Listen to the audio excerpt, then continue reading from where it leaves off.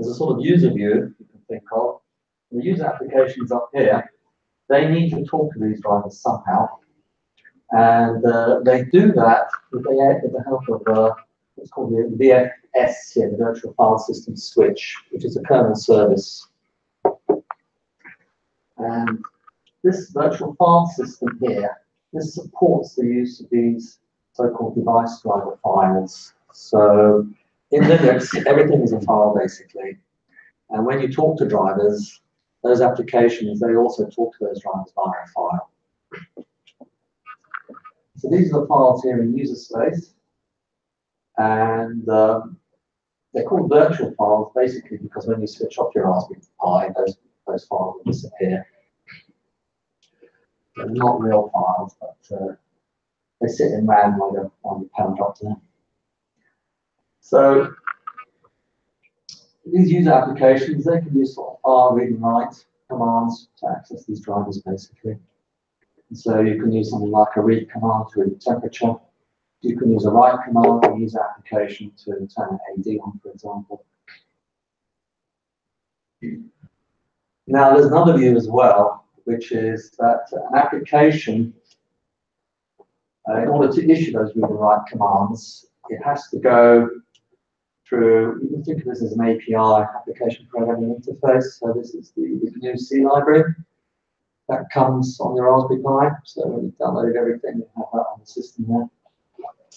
So all these commands here, like open, close, read, write, which is what you're issuing to those device files that we saw previously, they have to be mediated through this library here, which is on the user side. Now in kernel space, those commands here, they actually then become what are called system calls. And they go through a system call interface here, which is on the kernel side. The system call interface is basically a switch, which will switch this application process into kernel mode process and give it a higher privilege. The drivers themselves here, they interface to the kernel, to what's called the kernel services layer here. The kernel services layer, as we saw before, this provides things like the VFS, the virtual file system, as well as process management, memory management. So device drivers talk to applications effectively through these layers here, kernel services, system call interface, and vice versa. An application will talk to a device driver through this library here. So as we said before, you can think of this as an API to the kernel. The drivers, they need to know about that.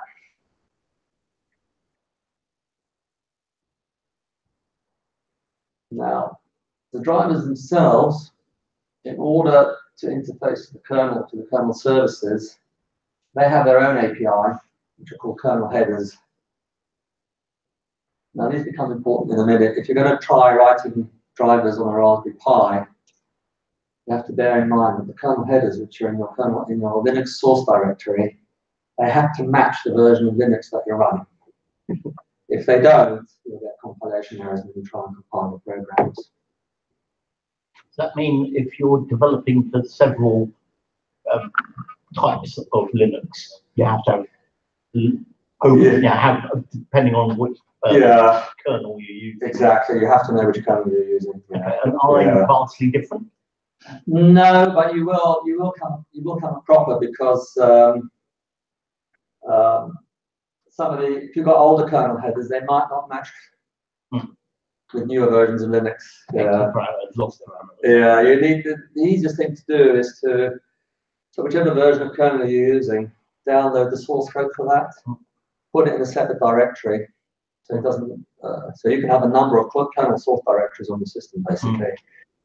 And as I'll show you later when we do the make, in the make file, you can point to the correct kernel source directory. But again, you can think of this as an API, these kernel headers. So they're the API for your drivers. Likewise, this library up here was the API for application code. So if you've got some sort of Python application code, which is controlling an IoT device, it'll be talking through this library to these drivers. So, as I mentioned, yeah, it's an API as well. So, okay, as I mentioned, these kernel headers, they have to match the runtime version of your system. Right, just quickly here, there's a number of driver types, so you might know this. Character devices, they read information sort of byte by byte, or write information byte by byte to a device. So these are aimed at serial devices, these character device drivers. So anything much like a mouse, serial communications, and importantly for us, GPIO, so general purpose input output. So anything you're reading from a sensor or writing to an LED or reading from a button or something like that, we would use a character device driver. Block devices, so these, we've got large amounts of memory, USB flash drives, hard drives, and then network devices, so Wi-Fi, Ethernet. There are other types of drivers as well, but roughly speaking, they're the three main types. When the drivers are loaded into the kernel, another name for them is also loadable kernel modules. So you'll see that being used interchangeably, LKMs, drivers. The drivers themselves, when they're loaded, they actually effectively become part of the kernel.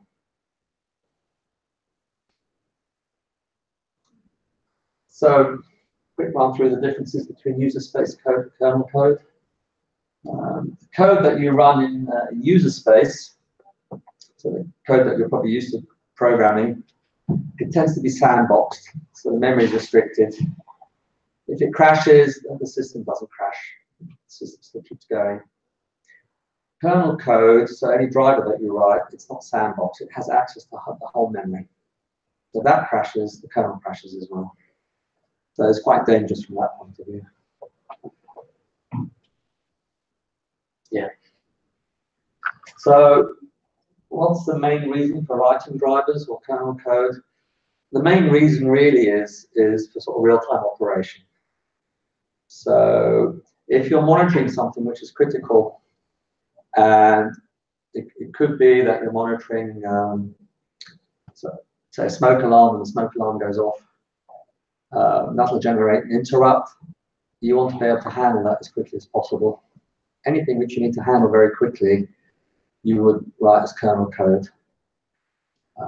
Problem is, if you were writing it as user space code and monitor something like a smoke alarm, you don't know when you're going to receive that alarm.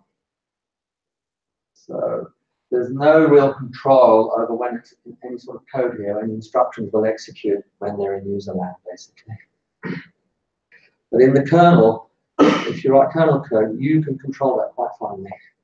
So if your driver gets an interrupt, you can give it a priority, and you can give it a very high priority so that that interrupt gets processed before other interrupts, say a lower priority, get processed.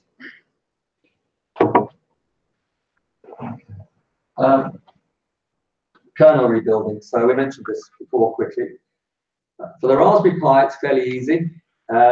If you're interested in writing C programs on the Raspberry Pi, I recommend that you go to this website here on the Raspberry Pi core website, and there's a very nice guide on how to rebuild the kernel. It takes a couple of hours, but the instructions are pretty clear. So I recommend building it locally on your Raspberry Pi. So don't build it first on your PC or a laptop and then transfer it over. That gets a bit too complicated. It's fairly easy to do it on here. If you've got a Raspberry Pi 3, the older one like I have, you might find when you bought it, you've got some heat sinks that came with it. For the kernel rebuilding, they're worth sticking on because it gets pretty hot when it's doing it. How much memory do you need for that? So working space, files, what are we talking about? 32 gig USB or You want at least a 16 gig SD. SD card, yeah. Okay. You can just 8 gig is a bit small. I think you start running out of space with 8 gig. 16 gig you're safe basically. Yeah, 16 gig. Yeah. Chip in, and the other thing that's worth doing if you can afford it is getting a solid state drive and using that, and that will speed things up tremendously, and then you won't run out of stuff. But it's quite a bit more money. Oh, all right. You don't need to install Raspberry again. So that step here where it says install Raspberry, you don't need to do that. The Raspberry you've got running on your system, that's fine. Effectively, all you're doing is downloading all the new kernel source files, the latest versions. You need Git for this. So if you haven't got Git, install Git. Okay. You still want both? If you want, yeah, you can. Yeah, you can have both kernel images on your system, and then you can. One of the boot options is to point to one of those kernel images. So I've got both kernel images on here. So yeah. After you've downloaded all the source files, what will then happen is you'll then compile those files to create a new kernel image. Then you store that in a separate kernel directory, the new version.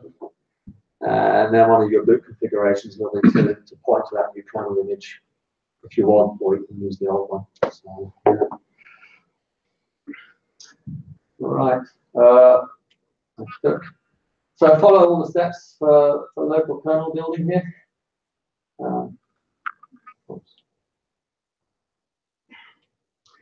Takes quite a while. Maybe about an hour. Depends. Maybe I think on the newer Raspberry Pis, you'll get this done a bit more quickly. On my Raspberry Pi 3, that whole thing took about 2 hours. And I saw you get on Raspberry and you see a temperature gauge. That's all going in the red all the time. So I stuck a heatsink on. Yeah. When you've completed, just reboot the Raspberry Pi. You can. What I've done, I've downloaded all those Linux source files into my local directory of Linux. That's the best place to put it. Don't put it in any of the root directories or any of the system directories. Just put it in your local directory. That's the safest place. And you can. I've got a directory here called driver code samples where all my C programs go. If you want to see what version you're running, just to double check that you're running the latest version, just type uname -mrs, and that will tell you the Linux version here, the ARM version you're using, and which instruction set for 2 bits. And then you're all set basically. Right. The basic sort of driver structure, there's 3 main components to it. We're probably only going to have time to talk about this component here today. And if there's interest for this, I can do some more follow-up talks and talk about these other components here to get to a more sort of complex driver. So the first thing is initialization and exit. When you load a driver, it has to request resources from the kernel, things like memory. It has to register itself with the kernel, and that's the initialization phase. This gets triggered whenever you do what's called an insmod command, which you might have done when you've loaded drivers before. When you no longer want to use a driver and you exit, what the driver then has to do, it has to release all the resources that it got given by the kernel, basically. So any memory it was given, any interrupt resources and so on, those all have to be released, basically, so that someone else can use them. If your driver is controlling something critical, say a motor or something like that, then you need to, in the exit side of things, you need to put that motor in some sort of stable state. So any machinery you're controlling, you don't want to leave it in a dangerous state when the driver exits. So this is quite critical here, leaving everything in a stable state. The other major block in the driver is data transfer. So any data that gets transferred from the application to the driver or from the driver to the application. There's some buffering that goes on, and so on. So it could be it could be something like a pressure or temperature sensor. You're reading some data on an I2C bus or an SPI bus. That will be handled by this portion of the driver effectively, copied into a buffer. Then you tell the application there's some data in the buffer. Go and read it if you want. And then interrupt requests. This is always a big thing. The driver needs to supply interrupt service routines. We won't talk about it today, but later on my board, I just use a button to generate an interrupt, and then you can see what happens. So writing interrupt service routine. So when the kernel detects an interrupt, it knows which driver to go to because every interrupt has a number. And the kernel sees an interrupt coming in and says, oh, that's interrupt number 200 or something. And from that, it knows which driver to go to. And if it's your driver, it will go to your driver, and then your driver must supply that interrupt service routine. What should happen on that interrupt? Is it a micro switch? Which has been switched on the production line, generates an interrupt, and therefore it's got to stop the production line or something. That would be the interrupt service routine. Right. Okay, let's have a look at a very simple hello world driver. This is always a good thing to do, just to test your whole system, your Raspberry Pi is set up properly for writing drivers. Make sure you've got all your kernel headers and everything in the right place. So, how many people have written C programs here? A few of you. Okay. One of the first things you might notice in a driver program is that there's no main function. So in a normal C program in user land, you have a main, which is the entry point for that program.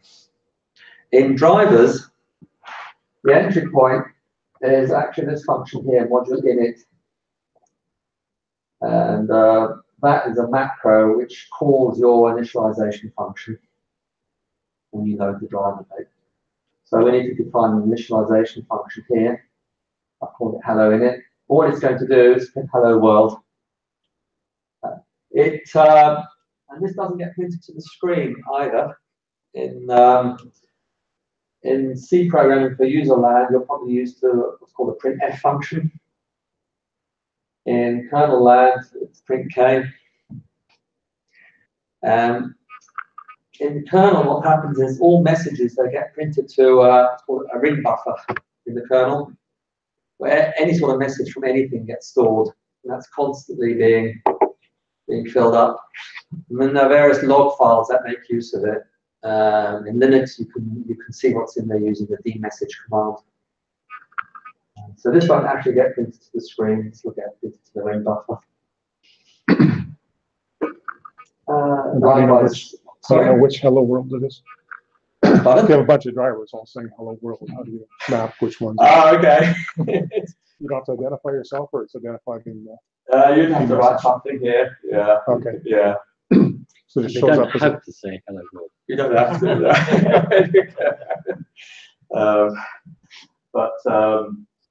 No, you can put some identification in here. Yeah.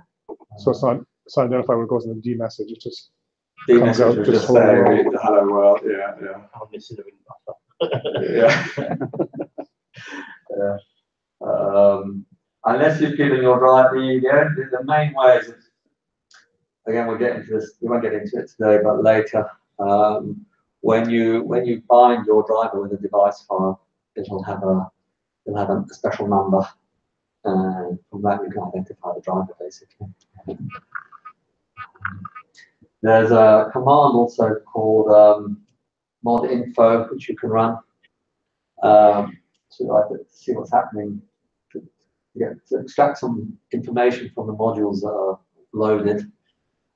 Again, you need to write some more stuff to give some more information about this driver. This is a bare skeleton driver, really. I've left quite a lot of stuff out just for clarity at the moment. These are the absolute minimum things you would need for a driver here. So kernel headers. So these includes here are the include files that are in your Linux source directory and interface the driver to the kernel basically. And they have to match the runtime version of what's running on your system. You need this license here. If you don't put this license statement, every time you load your driver, you'll get a complaint from the kernel saying the kernel is tainted. Then just an initialization function and an exit function that I mentioned before. And that's it. Right. To compile this, Linux has what's called the K-build system. And you just enter your source code hello.c into this system. There's a compiler, GCC compiler that you run. It creates an object file, hello.o. That's normally all what you would need in user land, but in kernel land, there's one more thing that has to happen. You need to link in some kernel data structures. So that the final file that you produce now is called hello.ko. So any hello.ko file that you see in your system is a driver basically, or a loadable kernel module. And these data structures enable your driver to be bound to the kernel and become part of the kernel basically. K-build, or this kernel build system, is basically a framework of make files. They're all in the kernel source directory basically. They've been developed to simplify basically building drivers. How does a make file look? So in your local directory, so where in the directory where I've got hello.c, I'll also have a make file. It's just called make file. It's basically a wrapper.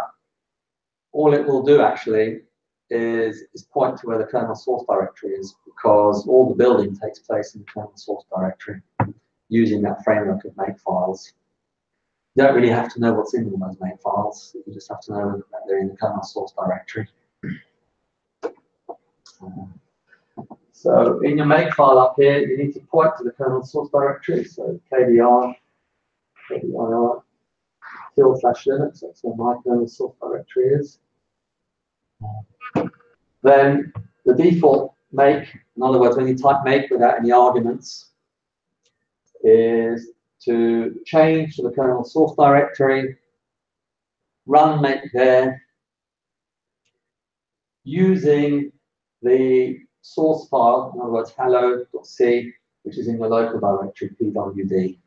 So M means an external loadable kernel module is being built, and it's in your local directory and not in a Linux source directory.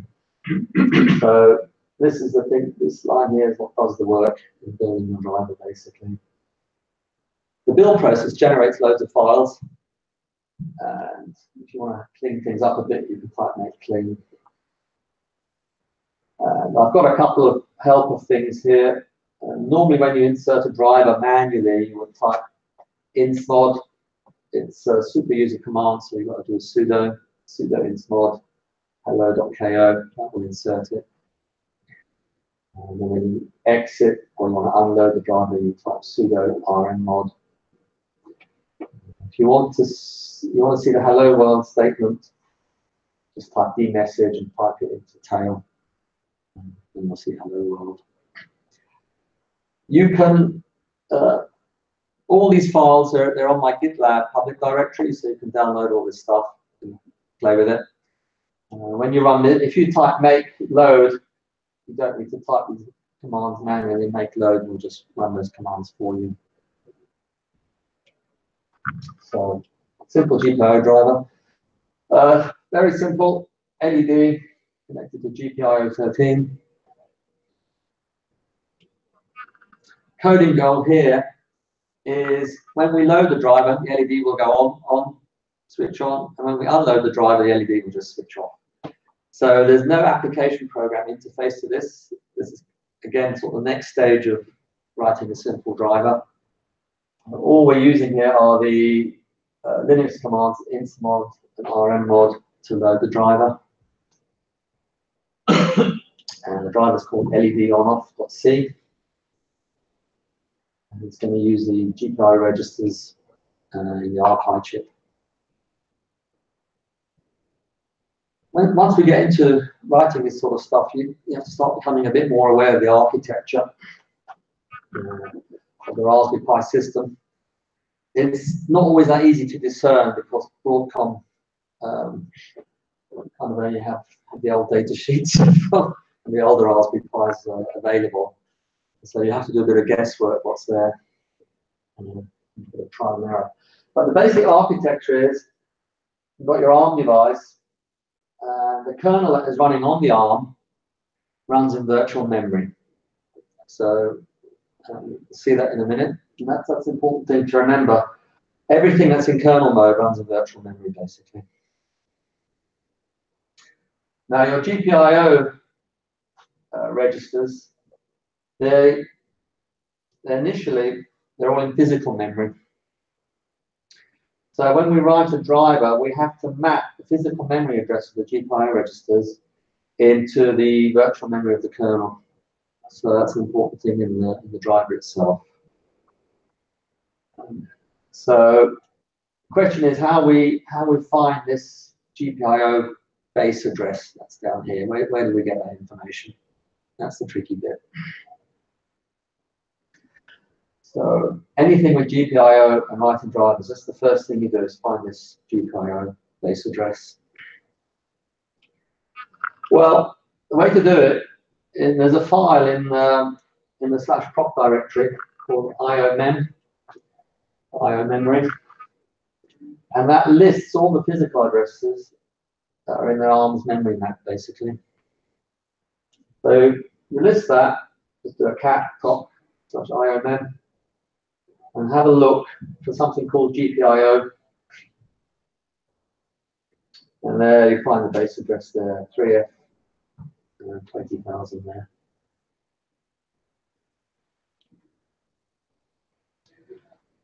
This is basically what the ARM memory unit does. It takes your 1 gig of physical RAM and it maps the kernel sort of into the upper portion of it maps it into a virtual memory. If it's a 32-bit system, the size of your virtual memory is 4 gig basically.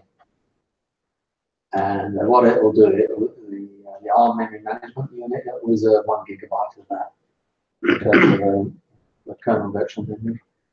And then the I/O peripherals, they're going to go in there somewhere.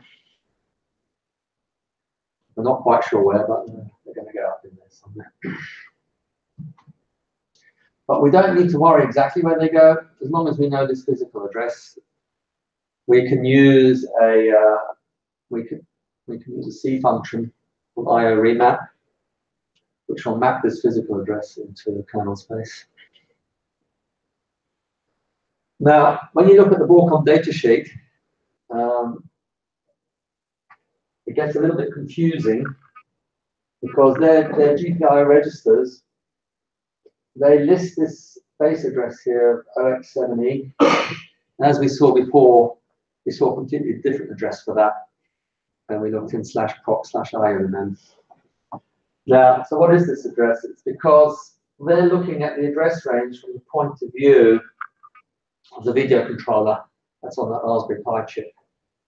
The video controller on the Raspberry Pi chip is kind of like the biggest thing on there. And Broadcom tend to look at everything from the point of view of that video controller and not necessarily from the ARM processor. And the addressing from the video controller is different from the ARM processor. So all we do is replace that address with the physical address that we found previously. And then what's interesting, these other registers here, which we're going to use for controlling the LED, the ones that I've highlighted in pink here, all we need to know is the offsets. So we're going to need to use this function select register to control the LED. So that has an offset of 4 from that address here. So we'll use that in our code. Deciding whether that pin is going to be an output or an input, we need to use that register. So that has an offset of 1C from that value here. And likewise, this has an offset of 2A.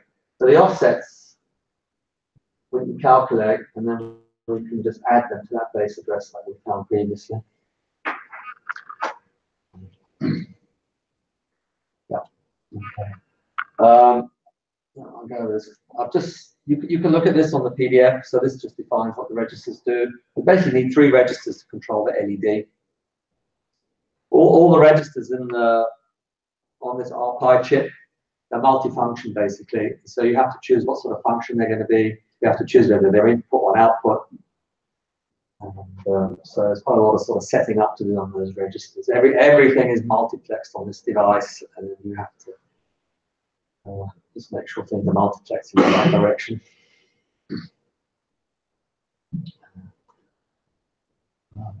So the basic driver that I've done, we define the GPIO physical address in it. We define our pin offsets, the GPIO offsets. We use a function called IO remap to do the physical to virtual address mapping. Then we access the GPIO registers because they're now going to be in virtual memory. We access them through some memory read and write functions, which can read and write to virtual memory, basically. And then we turn the LED on through that.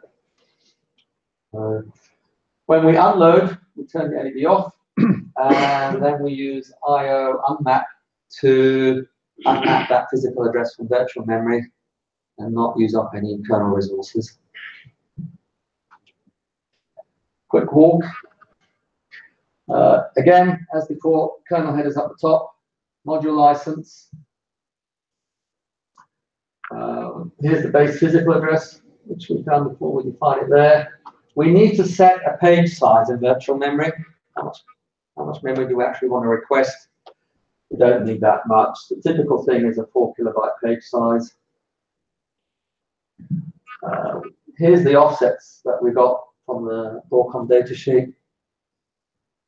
So function select, clear the register to pull the pin low. We also define to which pin we're using. So we're using pin 13. We need a little container here for our GPIO data, the base address, and what value we're going to put in that register. We need some read and write functions for reading and writing to virtual memory.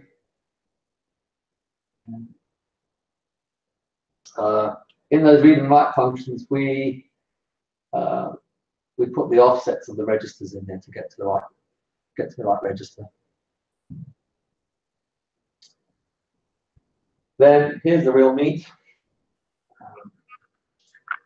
The main initialization function here. So I've got a print here to say starting module and then the name of the module. So this is how you would identify the driver. And you can print the module name.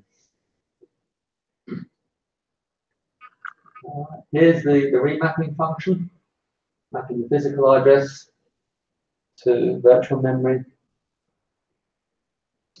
First of all, before we switch anything to do with the LED, we're going to read the existing value there to see what's there. So we do that. Then we clear only the bits in that. That register is actually a big register. We don't want to clear everything in there. So we just clear the bits that are related to controlling our LED, basically. And that happens to be bits 11 to 9. We clear those. We want the register to be an output. So we set the right values in bits 11 to 9 to make sure that register is an output. Then we need to write a value to that register to make it an output. And in my example code, I've split all these 3 things with this register set up in 3 separate lines to make it a bit clearer. But you can write the whole thing in 1 line like this. all we're doing is shifting some bits into that register basically to make sure it's an output, to make sure it controls an LED, and to make sure so there's a pull down resistor on there to pull the LED low when we're not setting an output basically. And here we can turn on an LED by shifting a 1 into that register. That will turn the LED on. When we clear, we do the opposite. We write there's one of the register settings in there. It's called clear, keep it clear. We just clear the register and that will turn the LED off. And we can rely on the external pull down to turn pull the output low. And then we need to unmap the physical addresses that we mapped into the kernel. So the kernel can have that address space back again. And I'll do a print in the module name. That whole meet or initialization was called here by module init. And that, as we mentioned before, is like the main function. Make file very similar to what we had in hello.c. So make everything in the kernel source directory, using a file in the local directory, put the results back in the local directory as well. So it's a sort of two-stage build. You have to go to the kernel source directory to get all the kernel header files and all the kernel data structures as well.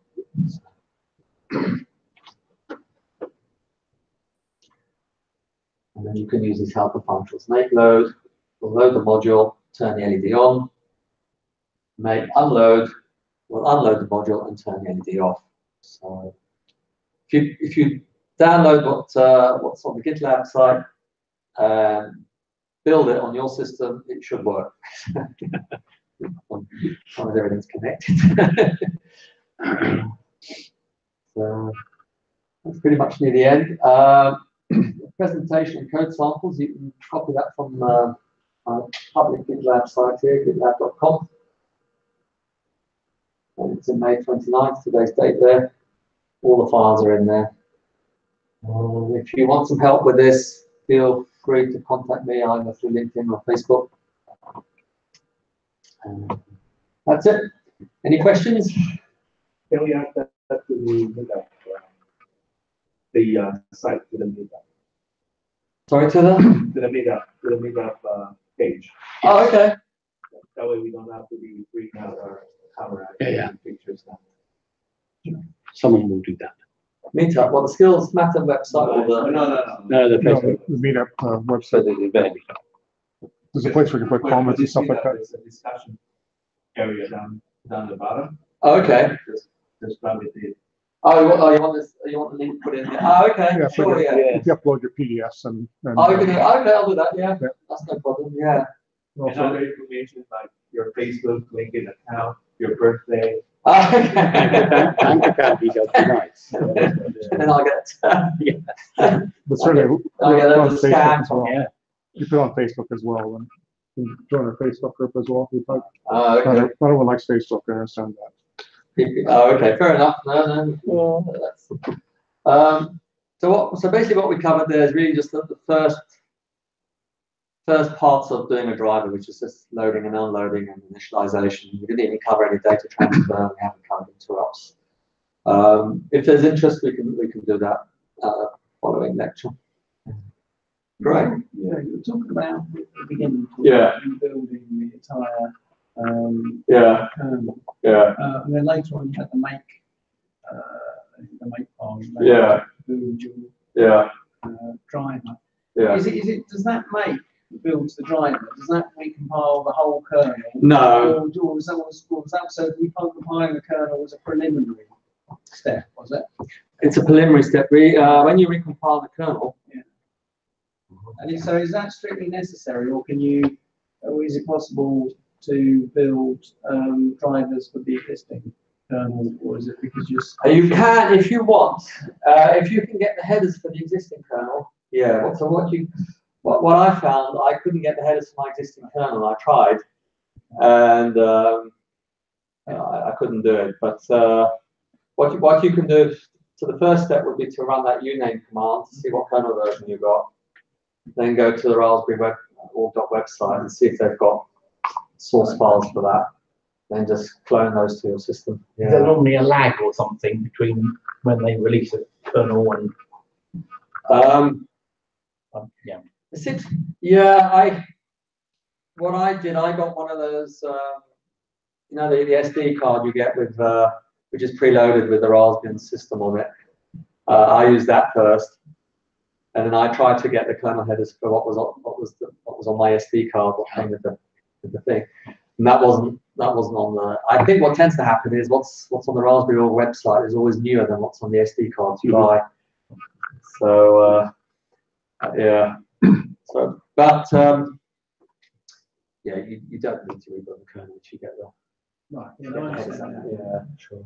Sorry, you were. Yes, I just have a question. Yeah. Is there any reason why you would recommend against building the kernel cross-platform on a faster larger machine?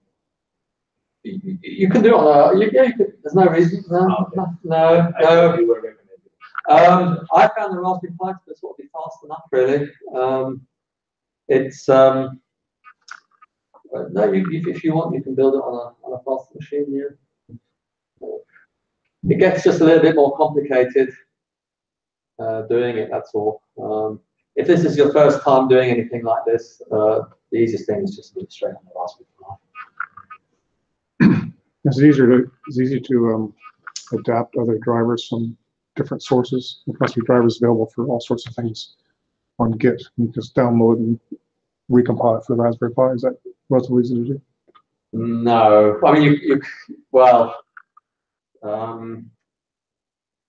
there's a lot of messing around you have to do to get the memory. Some of it is right. architecture dependent. Okay. Yeah, you have to. It's not that easy. No. One of the problems is once you start delving into architecture dependent stuff, you then into the Broadcom data sheets, and they hardly publicize anything, and unless you've got like if you're working for a company that's doing business with Broadcom and you've got an NDA, then you can get their full data sheets. So that's you kind of have to start doing a bit of guesswork. For example, with interrupt numbers, that was another bit of guesswork. You have to. I've got one of my examples here is generating an interrupt, and you've got to sort of map from a physical interrupt to a virtual interrupt. So what the kernel does is it's got its own namespace for interrupts. So it remaps all the interrupts that come in, and the interrupt, your driver will be interrupted, and your driver has to use a certain interrupt number, and again you have to do a bit of detective work, which interrupt number to use, a bit like with this base physical address. And that's where it starts getting a little bit more tricky.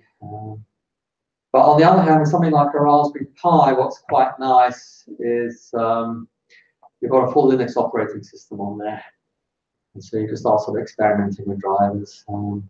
I think once you get to a level where it gets more and more harder to discern what the architecture is, you might want to switch over to something like an Arduino, where you've got full access to all the data, basically. But for initial sort of experimenting, this is quite good fun. Yeah.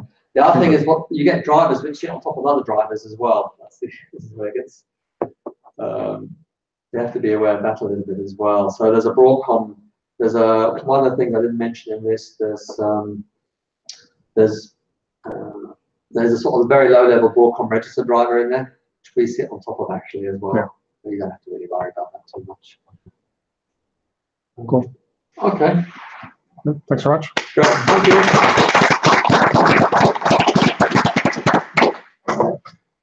Guess next one.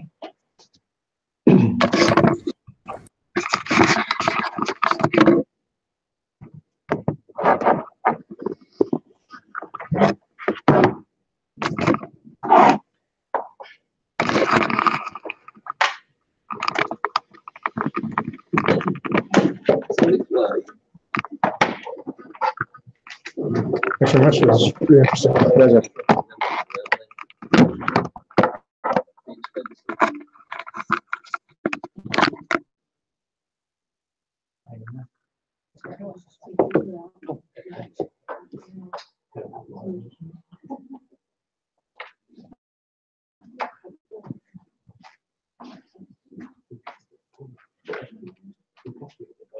Let's hook up all the life support on my machine.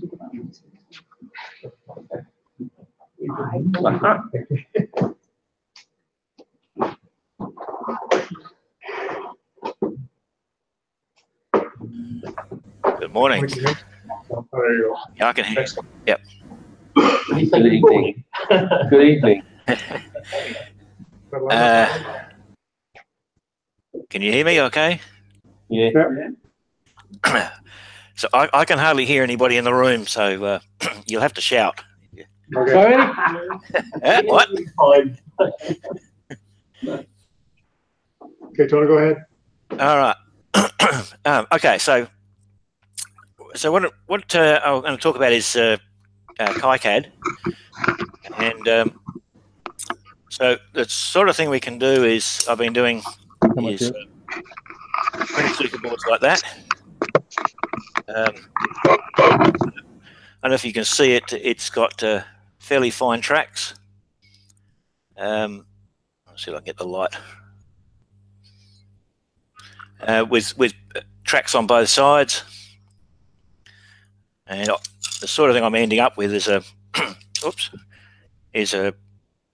Raspberry Pi and a LoRa transmitter on one side, and on the other side is a power supply and some other components. So the features of this board is that it had to have some connectors for the Pi. It had cut out for the Ethernet connection on the Pi. So you can see where the Ethernet and USB ports come through. It had a section for the power supply. Where is it here?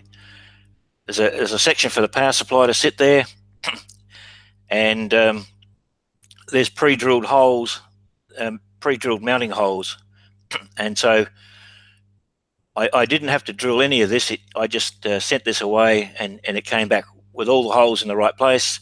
It came trimmed. The edge of the board was trimmed as is. So I thought what we'll do is we'll try and demonstrate this using KiCad.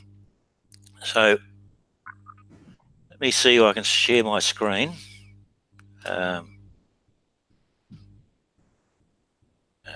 am I going to go to? I'm going to have to jump backwards and forwards. So where I'm going to start is in a CAD package. I've got a circuit board laid out, which is the 4 holes for the mounting on a Pi 3, and where the 40-pin header would be. So to show that I'm actually doing this live, I'm going to change the shape of this board, and I'm going to save this as a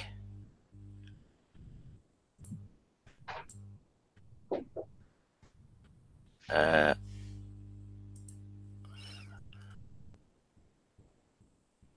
I'm saving this as a DXF file,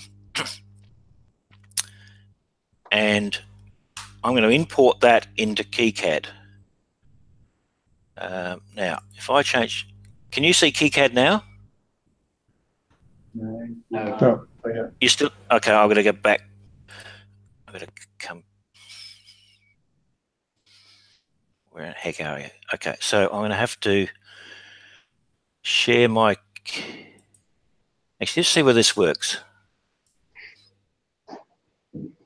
Mm-hmm. That working? Shared your screen, yeah. Okay, got it. Yeah. Now you can see KiCad now? Yeah. Yes. Yeah. Okay, so let's go through the cheat sheet and just give you a sense of what we've got up here. So this is where you start in KiCad, and across the top here is a series of the workflow. So you start off here with the schematic editor.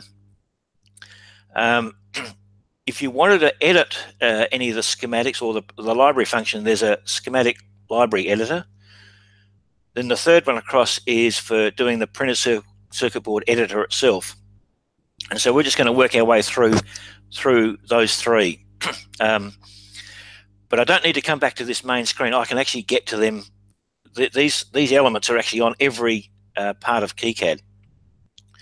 So the first thing I'm going to do is I'm going to start a new project. So I'm going to just call it. So I've actually got the same thing here in parallel. So I'm going to do this right from the start. So no, I'm not going to create a clean directory. I'm just going to put it in the other one. So if I get stuck, I can jump back to the other one. So the first thing we're going to do is draw a schematic. So the sort of thing I want is I'm looking for a couple of LEDs and a switch onto a 40-pin header. So I'm going to draw a schematic. So let's start placing components. So what I've got here is these are the components in the schematic. So I'm going to start with a component. I just click somewhere in the middle, and I'm now given from a library a series of different items. So I'm going to pick a connector, and I'm going to, let's just pull this open a bit.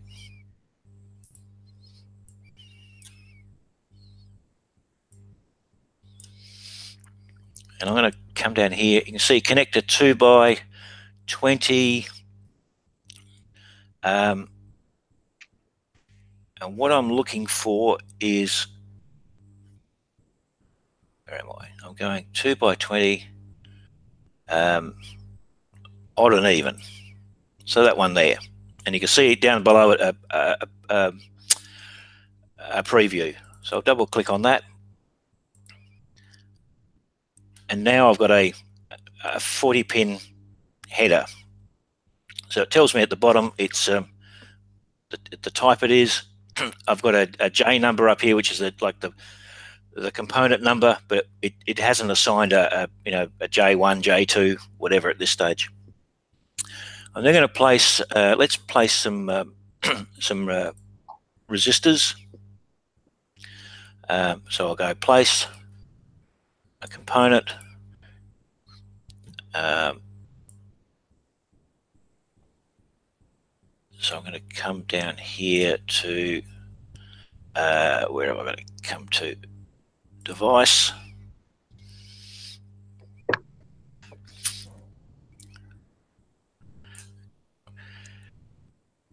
And I'm just going to go resistor, place it there. Now you see it's facing the wrong way. I can right click on it. Hang on. This is where I need my cheat sheet. If I go here and look, if I point to it and hit R, it should rotate. It should rotate. Yep.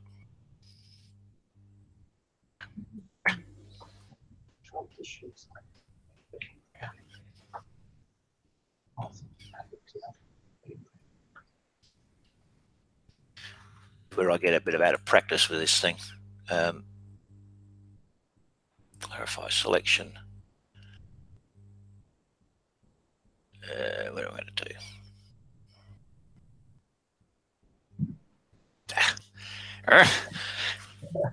I'm having trouble here. So let's go down some of these some important things in KiCad. There's in this schematic editor. There's a couple of things. There's a move item and a grab. If you move something, it'll move the item by itself and leave all the tracks and all the other connections. Whereas grab, and grab is the one you really want to use all the time.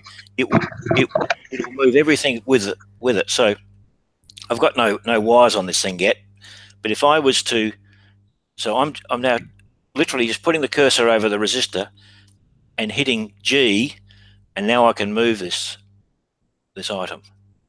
If I hit R, I've rotated it. So I've got the cursor over it now, hit G, and what I want to do is I want to put this on pin 11. So I'm going to put it somewhat lined up with pin 11.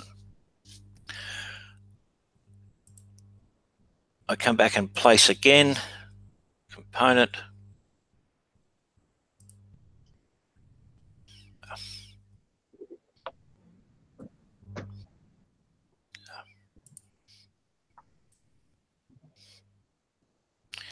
And so the other thing is up here at the top is a recent history of what I've placed. So I can actually come back to this and just place another one.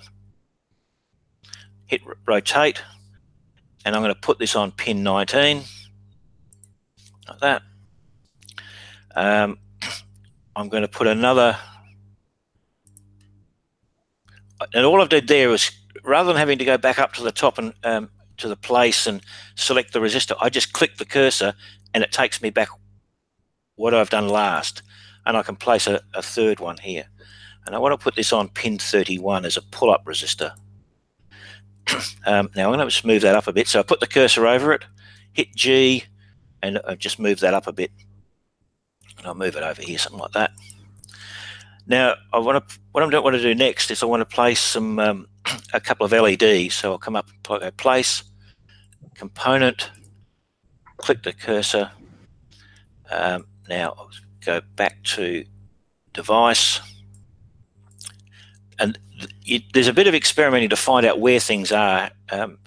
So that the generic components you'll find in under CONN for connectors and device for all the LEDs and similar. So I've selected a generic LED, and if you look here, there are other types of LEDs, just different. Looks different. Then you start getting the different types of packaging. Oh, yeah, so not the physical packaging, but different electrical connections. So we'll just come up here with a simple LED, and I'm going to put that over here, something like that. Come over here, I'll just click the cursor. I can place another LED here. And the last thing I want to do is I want to place a component, and what I want to place is a switch. Back to device.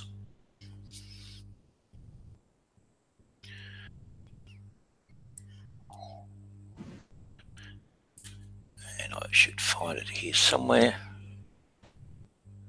Oh, hang on, no. Place.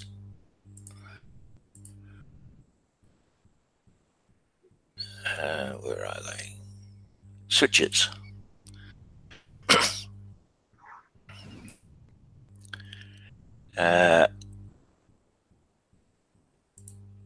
Just a what are we going to do? I'm going to take, so I'm just going to put a simple normally open switch, put that in here. So there's all my components. now I've got to start connecting this up. So let's place a wire. So we'll place a wire. Now I can zoom in, pick there, and I'm done. Click, done.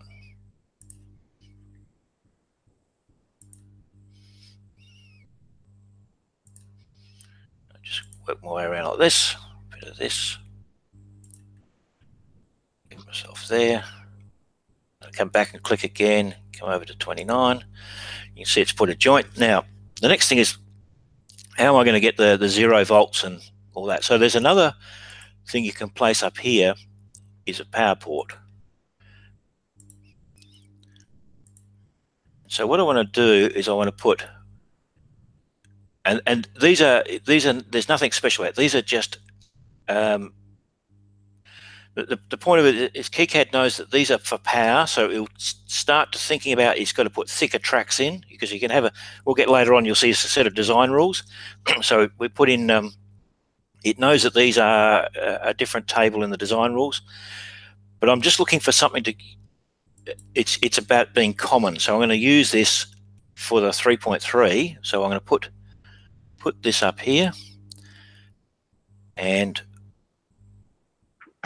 I'm also going to put it over here. I'm running out of room here, but I'll put it like that. Now I'll go and connect those up.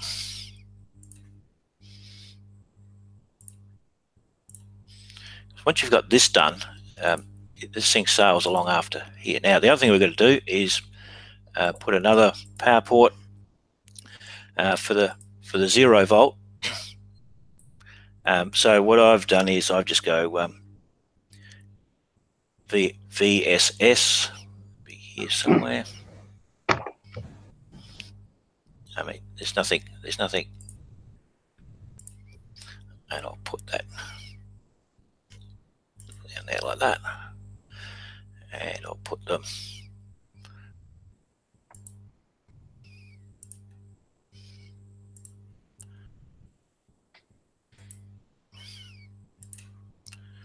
on there like that, and we'll put, and I'm sure there's people who are expert at this who said, oh, you can actually do this in half the number of keystrokes that I'm doing, but I'm a novice at this, but hey, it works.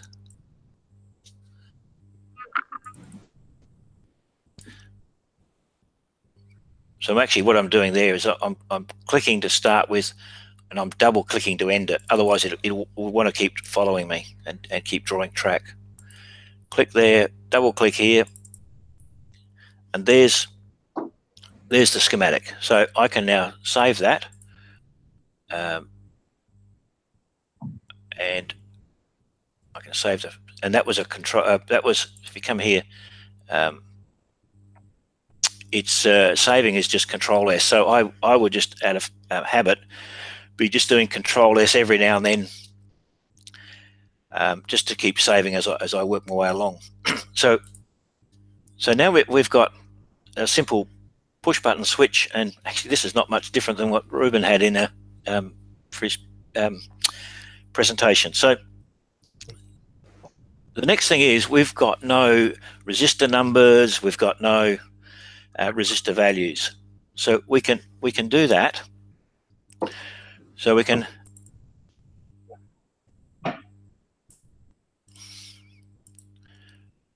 I can edit the component, and I can edit the value, and I can change the resistor R to say 470 ohms.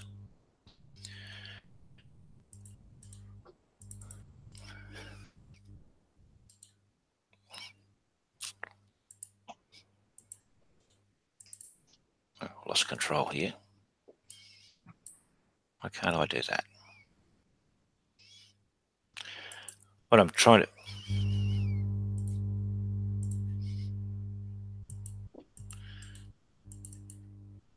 I'm not too sure what's happening here. I can't actually edit these components. Try hitting escape to kind of You've done out. that. Yeah, that didn't work. Anyway, it's not important. Where this leads to is when you're doing a bill of materials, etc., you'll get a list of the parts. So I've placed those parts. Now the next thing we want to do is we want to annotate this thing. So I just go annotate, and now what we've got is the connector's got a J1 on it. The resistors have been numbered, you know, R3, R1, etc., R2. The diodes D1, D2, and so now we've got a component list and a reference list. So I've just done save again, Now, the next thing is we have this symbol up here, the next one. So the first one I did is I'd annotated in this first part of the workflow. The next thing I'm going to check the electrical rules. So I run it, I close it. Now I get some indicators on here. And you can see, first off, I've got an error here. The track's not made. So we can fix that.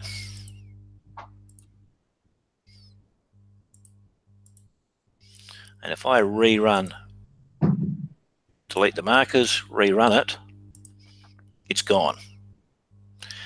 This one's got an error here. Marker info. Have a look. It says it's connected to other pins, but there's no drive to this pin. And so what's going on here, although we've got it on 3.3 and there's 3.3, this particular schematic doesn't know that this pin is where the voltage is going to come from, the power is going to come from. And we could go back and edit that. And so then it says, okay, I'm looking for one source and multiple destinations. But because it doesn't know that here, it's putting this up as an error or a warning. But I would ignore that. And so you can also see all the things that are not connected, which is in one of these. There's pins not connected.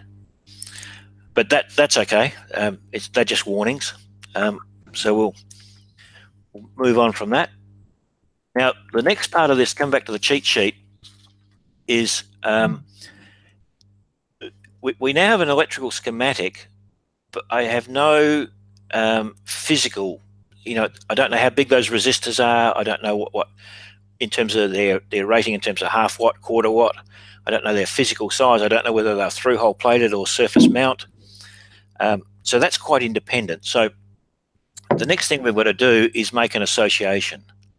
And so this symbol up here will start up, and this takes a couple of seconds to load. We're now going to associate the schematic to the physical form. Now, one of the other things with KiCad you can do is if you get to the end of this whole process and have a printed circuit board, and you say, "Oh, I forgot to put a component in, or I need to add something," all you do is you go back to the schematic, add the extra components in the schematic, and run through the workflow, and all the components that you physically associated here and laid out at a later date stay where they are, and you just have this extra component.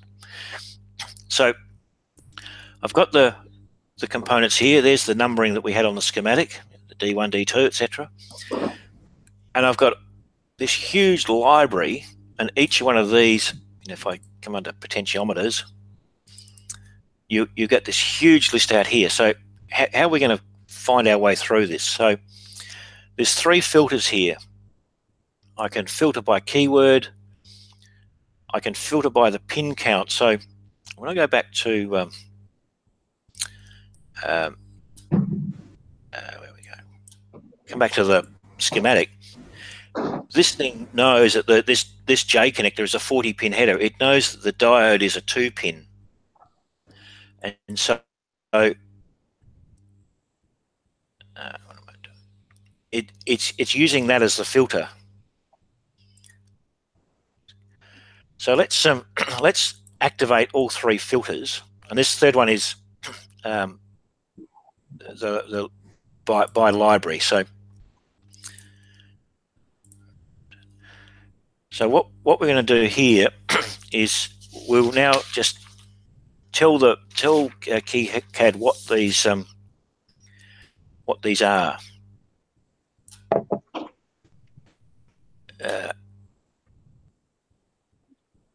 So you'll see here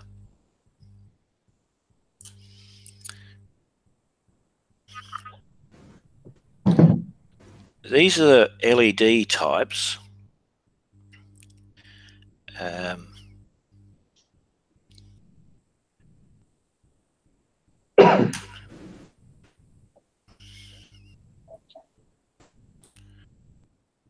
So let's start off with this one. You're coming down here, you can see in the center here, in the middle here, it says like 2 by 11. So what I'm looking for is 2 by 20. And so the next thing is you got a pitch of, now we're looking for our pitch is 2.54 or 0.1 of an inch. So it's either going to be 319 or 320.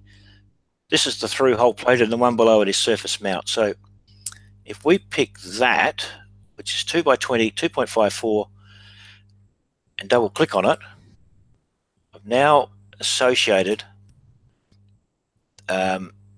this J1 on our schematic to this physical device.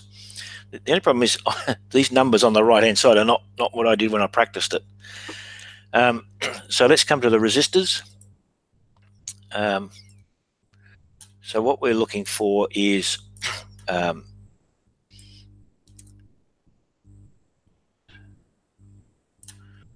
so let's go and find a resistor which might be a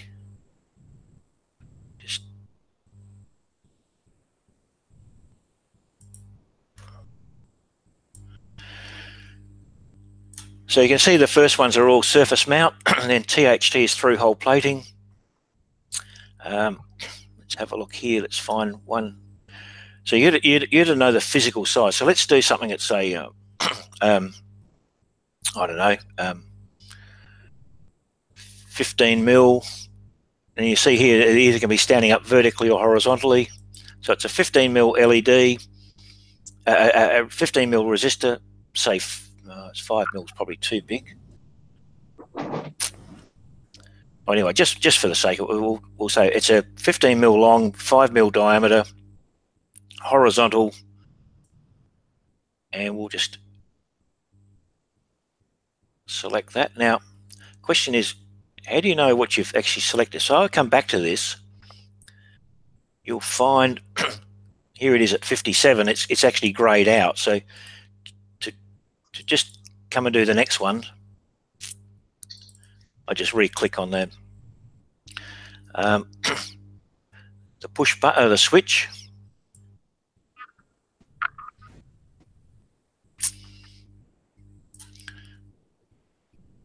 And so what I'm looking for is a push button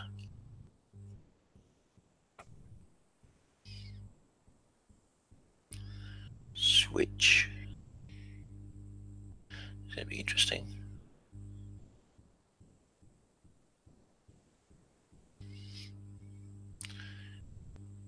They can be a bit hard to find at times. Buttons, here we are. That makes sense, isn't it? Button switch. So, and this is where you need to experiment. So that's a surface mount switch. So we're looking for a through hole switch. I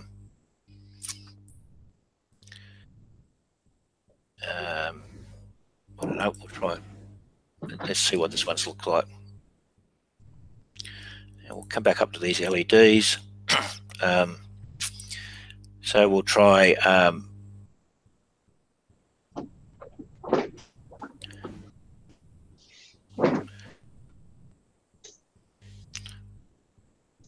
where we are.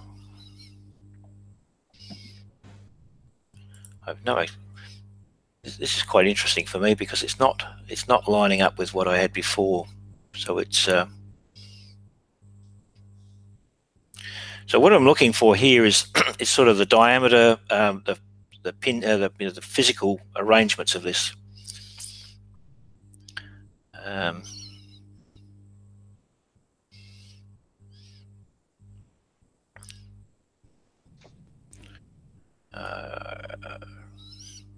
Let's just try this top one. I have no idea what that's going to turn out like. I'll go to Control S and save this. So now that we've actually done that, we've actually done that association. I can actually close that out because I've saved it.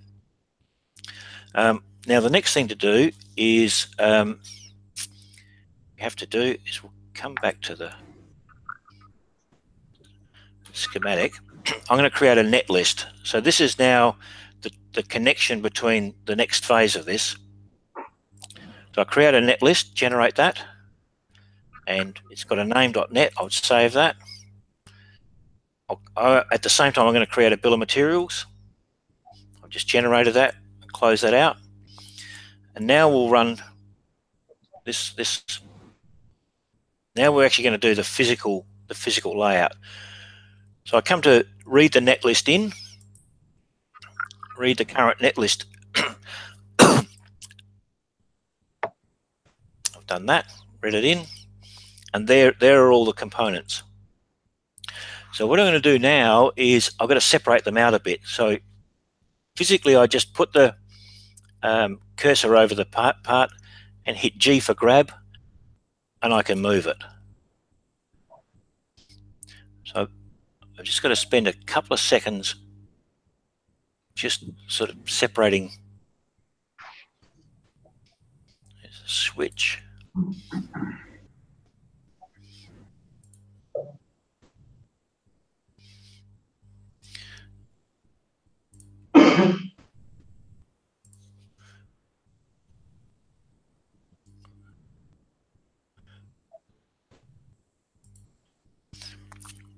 So, okay, so looking at this in broad terms, I've got, I'll just move this down here, get that out of the way. And in fact, I'll rotate that around. That. So now this is going to be the arrangement of this is the physical layout on the finished board. So I'm interested in getting this somewhat right. So I'm just going to move this. And I don't know if you can see here the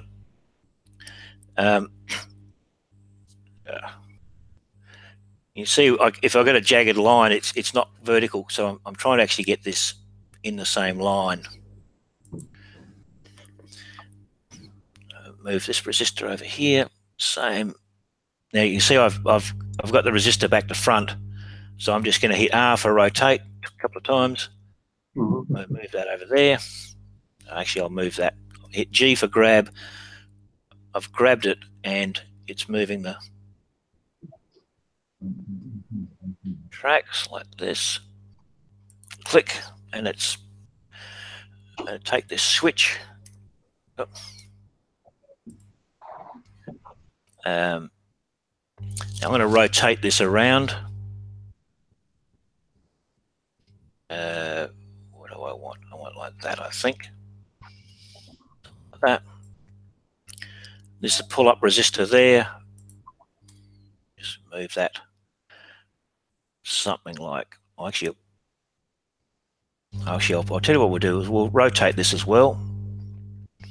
Something like that. Crude as. There we go like that. And here's the LEDs. Quite small, but anyway. So let's grab that, move that over here somewhere. Grab the other one.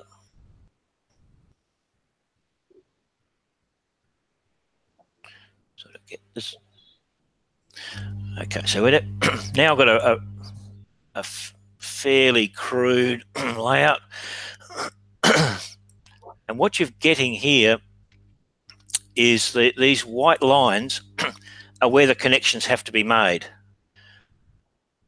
And so you can see if you go back to remember the schematic, I just had off pin 1, I just said that's V3.3, and I had these other points as this pull-up as V3.3.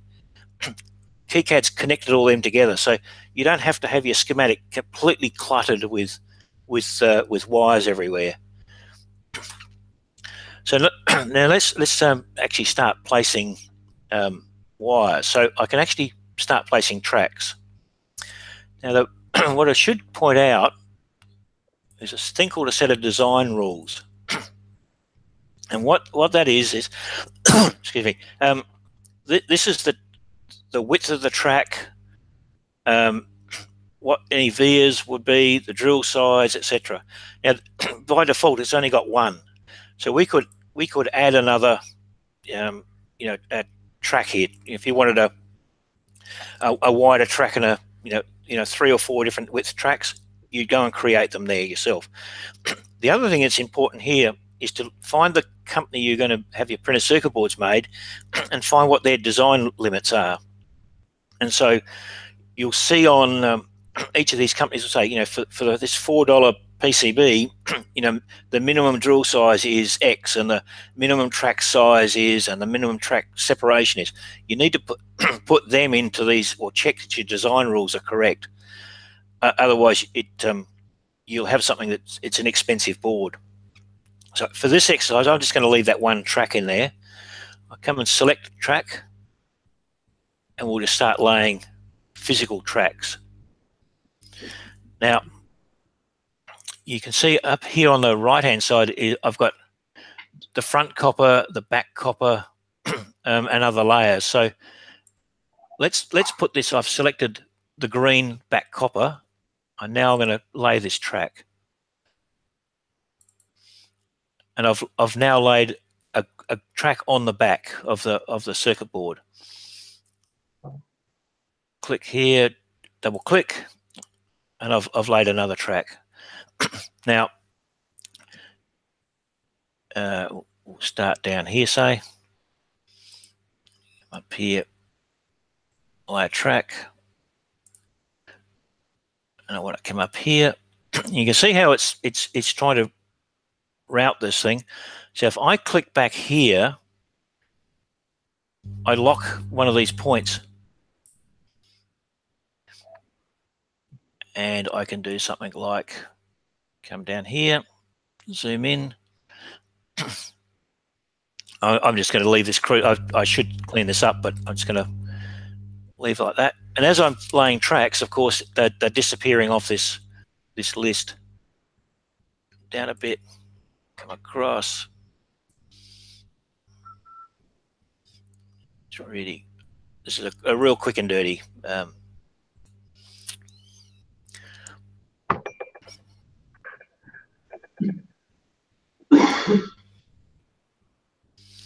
I'll just lay that track in there.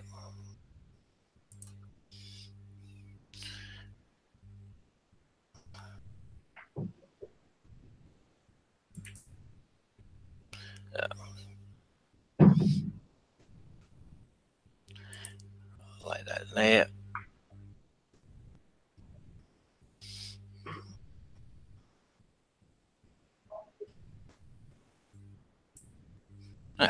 Well, I can't get that.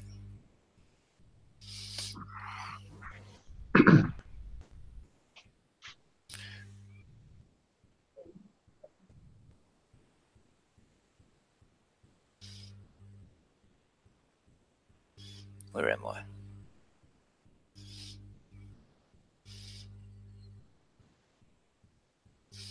Having trouble here. It's interesting. What I'll do something.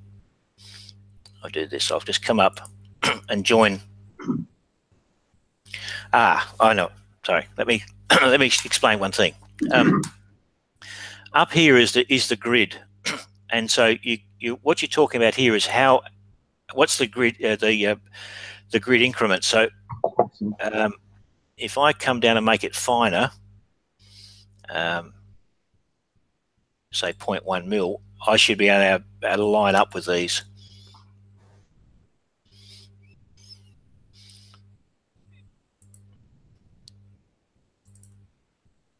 I should be able to.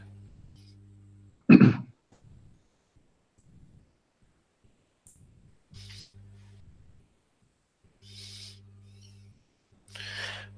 come up here.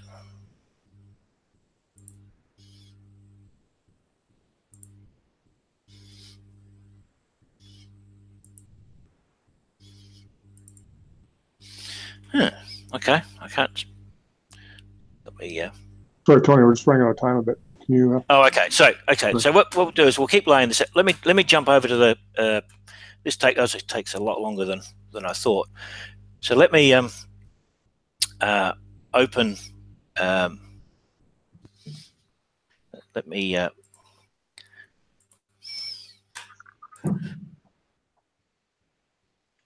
Here's one you did earlier. Yeah.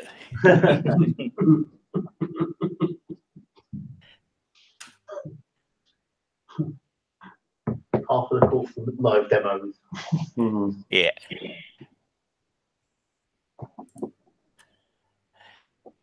Yeah, this is what I was fearing. So, there's the schematic. I jump across to the board like that, which is now you can see when I was laying these tracks here, I could go like this. I could lay this thing, yeah, through here. I'm on the back at the moment. I'm on the front at the moment. I'll come across to the back. You know, I could go straight up the center here and that way. But what I did is I went this other way, and I was going to cross these tracks. So how did I actually get to the back? So the way I did that is I start off laying a track in green. I come up here and I hit V for via, and see I've now changed from the back, the green, to the red. I hit V again, I'm now changed sides of the board. I'll hit V again. I'll hit V again. And so I've just jumped from the front of the board to the back of the board. So once I've got that, and you can see the other thing I did is I went down here and went import DXF file, and in doing that, you know, I find the one I did before. I get this white line, and what that is over here on the right hand side, this is called drawing users. It doesn't end up on the KiCad package, but it gives me something to work on top of. And so you can see here, if I turn it off, I'll turn the if I turn over, so there's two tabs up the back on the top right hand corner. One is the layers. This is what you're working on, and this is what you can see. So if I turn off here, where in the heck is it? I can't see it. So what I'm doing is I'm using that white as a template to work on top of. I've also placed, come up here, I've gone place a footprint, and I've actually just placed here these things called mounting holes. So these are holes with the right diameter in them. So I've done all that. And I do two things. I go at this point, I go Alt 3, and I immediately get a three-dimensional item. Okay, and that was in real time. So if I close that down, I let's do something like very quickly grab that and move it like that. See, grab it's taking the tracks with me. I go Alt 3, moved it. And this is the really good part about KiCad. You can actually have a look now and see, do things interfere with each other? Now, the second part of the editor was, the first editor was a schematic editor. The second editor is the physical parts, their size, their form, and you can add your own items in there. So from this, we do the final thing, and this is where this sheet from in one case C Studio comes in. You go. Sorry, Tony. We're gonna have to move on. Sorry. Okay, so you just come up here to plot. You select the ones you want, hit plot at the bottom, and that's it. And from that, you've actually generated the files that you zip together and upload to a fabricator. And that's it. That's KiCad from start to finish. Okay. So it's literally no more complicated than that. Very cool. We just ran out of time for questions. Yeah. Oh yeah. That's no problem at all. Thanks a lot, Tony. It's really good. Not easy to do a live demo. No, it went a lot better than I thought. You can probably post some questions to Tony via Facebook if you have questions. So, Roman, who thinks long of it? Sorry. Yeah.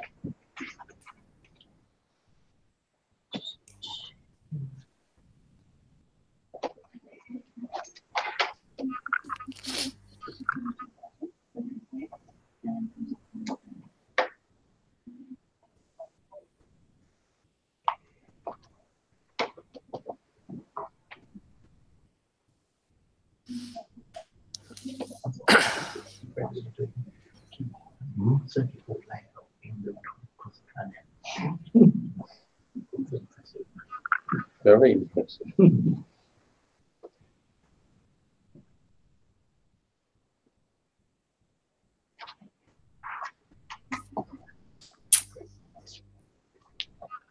Okay, some of you, I think, saw the first instalment of the breadboard talk a while ago, where I took a look at what the package did and how it did it. We talked a bit about the object-oriented design. This is really not going to look at the internals at all, but give you a bit of an update as to where the project now is. But I want to start, because not everyone was here last time, with a very quick recap about motivation and what the thing does. As makers, we love sharing information about what we've done and discussing it.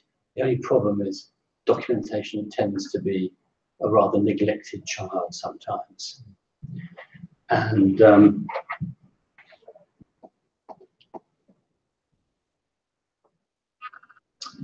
main goal of Breadboarder was to try and make it easy and fun and fast to document a project that you're building on Breadboard so that other people can do what you've done. My particular motivation was that I'm currently writing a book which has got about half a dozen microbit projects in. And the last time I did anything like this, it was about something called the Shrimp. Anyone here come across the Shrimp? It's a build it yourself Arduino clone. A guy called Kevin Hoyle came up with the design for a minimalist Arduino, which you built on a breadboard. And I wrote a little book about how to put it together.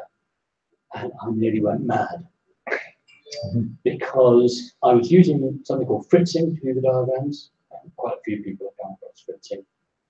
And what I wanted was to have a series of diagrams step by step, showing the breadboard at each stage with written instructions which exactly match the step. And if you get anything wrong in that process, editing it and correcting it before you go to press is a nightmare. Because of course, if you've got 8 different versions of the board and you make a mistake at step 3, you have to go back and redo everything. So I thought, never again. And now I don't have to do it ever again. And that's really what breadboard was all about. It's a programmer's approach, isn't it? So absolutely. In fact, that's a very good point. And one thing to bear in mind when I talk about this, as you'll see in a minute, you describe the project as a bit of code. And that has 2 very important consequences. One is you can put it under version control. And the other is that you create reusable components. So that if you've got a complex project that's made up of simpler bits, it's really easy to do that. You've just got subroutine calls. So the goal was to come up with a simple domain-specific language. At the moment, that's Python, which is fine for me. I've done a quick experiment, and it's actually quite easy to do the same thing with natural language, to do it in English. And that's somewhere on my wish list, which we'll come to towards the end. COBOL, maybe. If anyone comes to the pub later on, I'll tell my COBOL story. Yes, you'll weep with me. So, simple DSL to learn. Quick to add new components. Anyone here added a new component to fritzing? Yeah. And was it fun? It's a nightmare. It is a nightmare. And then what I went to end up with was something which would actually create the illustrations for me, but ideally also create the text of that bit of the book, so that I had markdown which pointed to the illustrations and then said exactly what everyone had to do to build the thing. So there's the Python. Is that, can you see that okay at the back? Yeah. And this passed the Alex test. My daughter Alex is quite smart, but not particularly programmy. And she took a look at that and said, that's a program I can understand. It's close to natural language. It's pretty clear what's going on there. And when you write that program and run it, that's what you get. And you also Step by step. And if you want to, you can get it to do a diagram at each of those steps. And if you really want to, you can get a diagram in which the previous steps are grayed out and the current step is shown in bold, so it's really, really obvious. Or you can put stages in and just do a diagram at each stage. So in terms of what I wanted to do for the book, job done. And it is quite literally about 100 times faster than doing it by hand, which is quite, I'm happy. I said I wanted it to be easy to drag components. If what you're doing, okay, this is a bit cheeky because I've picked the easiest thing to do. But if you want to add a new dual inline circuit, you define it like that. It inherits from a class called dual inline. It creates a class called dual inline. You say how many pins it has, you say what its name is, you say what the labels are, job done. And now you can place that on a breadboard and connect stuff to it. Since the previous talk, I've added quite a few components. Since I'm doing a book about microbit, not surprising that microbit front and back are two of the things I've done. Unfortunately, for the next couple of days, I can't publish that bit of code because I've got to talk to the Microbit Foundation about copyright issues. Because what this does is generate, the code itself is clearly not copyrighted. I don't know, it's open source code, I wrote it, anyone can have it. But it generates an image that includes things that are their copyright. And we've got to work out the way to handle that so that everything's cool. But they're being very cooperative, so that'll get fixed, I think. There's also a hint, if you think about that picture, that it may not just be breadboard things. And in fact, one of the things I've experimented with that isn't on GitHub yet, but will be in the next day or so, are crop clips. So that if you want to wire your thing up using crop clips, you can do that as well.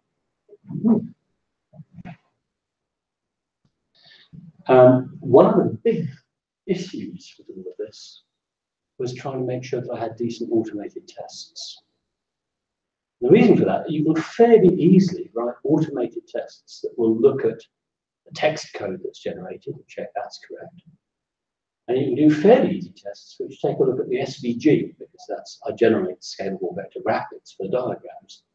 The trouble is that you keep on making relatively small changes which leave the image exactly unchanged, but they change the SVG. For instance, at one stage I found that I was getting coordinate positions which were 59.9999998.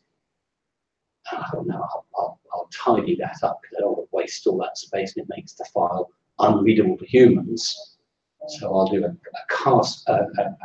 crafty rounding at that point in the code. Now, of course, I've just broken the test. It's looking at the SVG, but the image is exactly the same.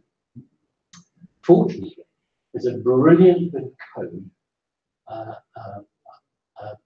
package available on GitHub called Appraise QA, which does a visual test of the output of a program. So instead of looking at the contents of the SVG file, what it does is render it, and then it does a pixel by pixel comparison with the thing that you want it to have, and it tells you exactly where they differ if they're not the same. So if you ever find yourself needing to test a bit of software whose output is graphical, Appraise is a cool and very easy to use way of doing that. There's lots more I want to do.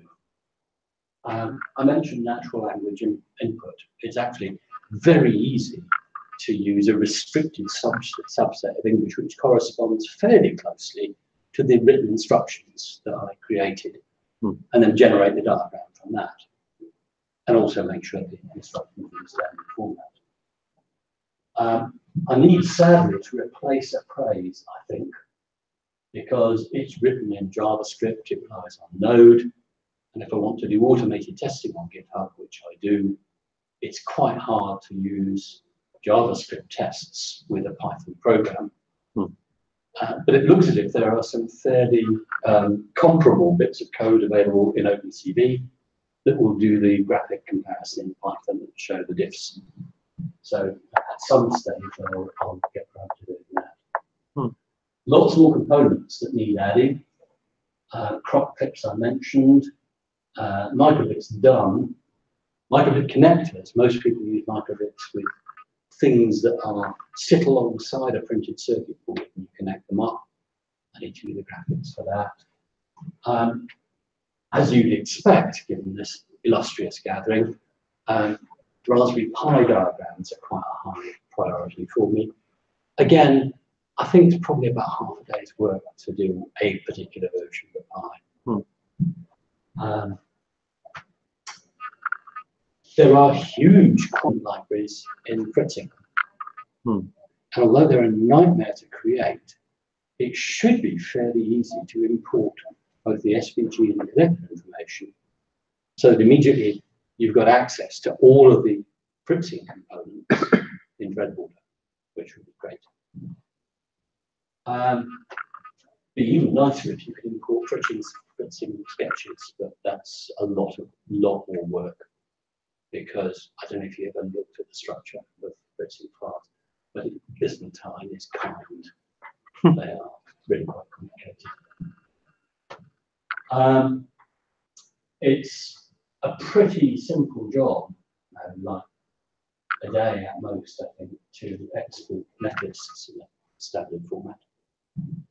And of course, as soon as you can do that, you can start thinking about exporting the schematic from, or the structure of the wiring from Breadboarder into KiCad, and thereby eliminating the first step that we just saw. That gets you much closer to doing something on a printed circuit board. I quite like to have a web-based editor, which worked a bit like Fritzing, but created this stuff as a back end. My JavaScript is non-existent, so I suspect somebody else is going to have to help me with that. And indeed, oh, sorry, one more thing before I move on. There's a project I've been doing for years, or rather a project, the bits for which are sitting in a box where they've been for years. And I'm just about to build the second prototype, a thing called the Intelligent Breadboard. Basically, it's a breadboard into which you plug wires and things, but the breadboard is actually connected to a Pi, which checks the connections for you. So if you're trying to do one of these things, what you do is you build the thing on the Intelligent Breadboard and get it working, and then you can check that the diagram you've created actually reflects what you've wired up, because that's also quite a slow and error-prone process. And it might be fun to do a Google speech kit so that people who are visually impaired can get build instructions that are spoken to them. But yeah. So my problem is I need people to play with this and help develop it, which is, I guess, why I'm here tonight, to try and at least get people to take a look at it. And if you want to get involved, that would be fantastic. I'll put the PDF on the website. If you want to get a play with it, I'll probably get it up as a project that you can install using PyPy in the next couple of days. And I'd love some feedback. That's it.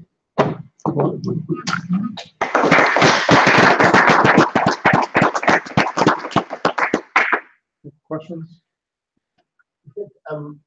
It uses outputs MD and SVG. You say is that what The outputs SVG. SVG and Oh, and MD. Markdown. And Markdown. Yeah. Yes, MD. Yes, yeah. So yes. HTML. I'm just thinking sort of thing that browsers. Well, luckily, Is there a converter? the short answer is yes. You use Pandoc. Oh, I'm not using Pandoc is free, open source software. It will take the Markdown and those images and generate HTML or PDFs or pretty well anything. Okay, And it works really well. Well, how long have you been working on this? Okay, two answers to that. One is that I started working on Breadboarder, I think, gosh, you can check. If you look on GitHub, you can see when I did the first commit. It was a while ago, but this is actually the fourth iteration of this idea. In that, as some of you may remember, a long while ago, I ran a startup that made boards for the Raspberry Pi called Quick2Wire.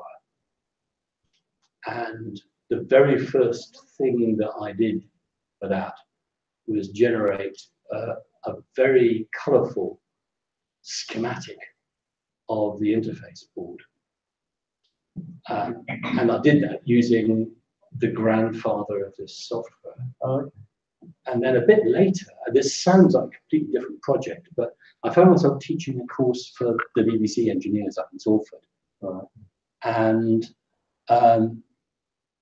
we chose for the exercise for that course to have them simulate an Enigma machine. The trouble with the Enigma is that actually the way that it works really begs out for a simulation that shows everything moving. So I wrote one.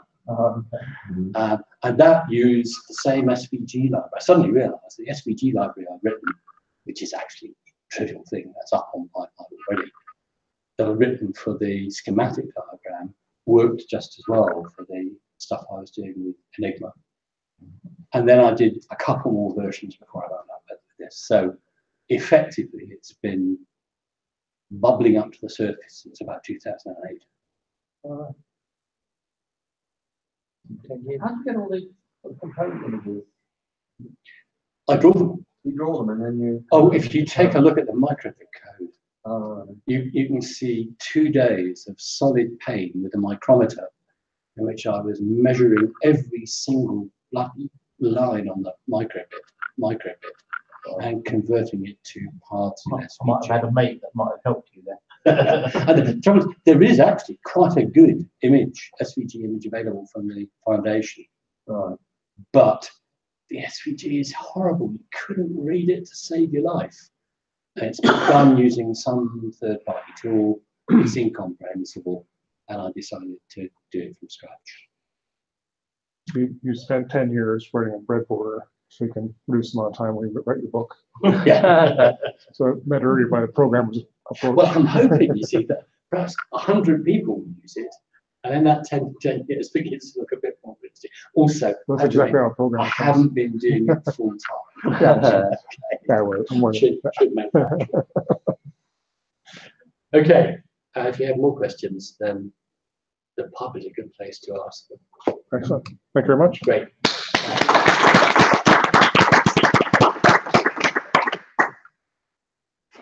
Right, off to the pub. Thanks so much, everyone. See you in June. The last Tuesday every month. You can see us on Facebook. There's a Twitter account that's not used that much, but it's there. And obviously Meetup as well. So, see you guys in cyberspace. Already helped. Tony is still around. You can't feed him to the pub. We'll have to try and set up somewhere selling him a beer. Tony is coming here this year. Oh, he's coming in next year. This year. This year? Yeah. Oh, good. Well, we'll buy you a pint then, mate. It's only 24 hours on an aeroplane. They do a direct flight now, don't they? Have a good day. I am. All the way from Melbourne to Europe in one hit. I'm doing the flight. Can't hear you, Tony. Can't hear you, Tony. They do it. Richard? He was saying something, I didn't hear him. KLM will go do it. Excellent. Well, let me know. Tell them I'm doing that. I'm doing that direct flight, 17 hours. And it haven't. Well, lucky I never added any component use what's in the library. Yes. Good, fantastic. Yeah, oh yeah. Nice to see you. Did you please hear me with the the museum? No. Oh, well, my dinner's calling. Thank you very much.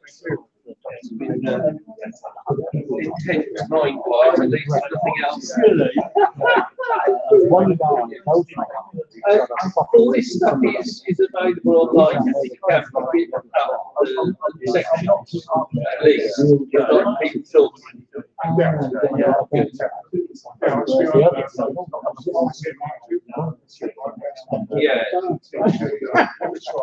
So there's a full YouTube. That's it. Yeah. Obviously, it's going to be quite a long YouTube.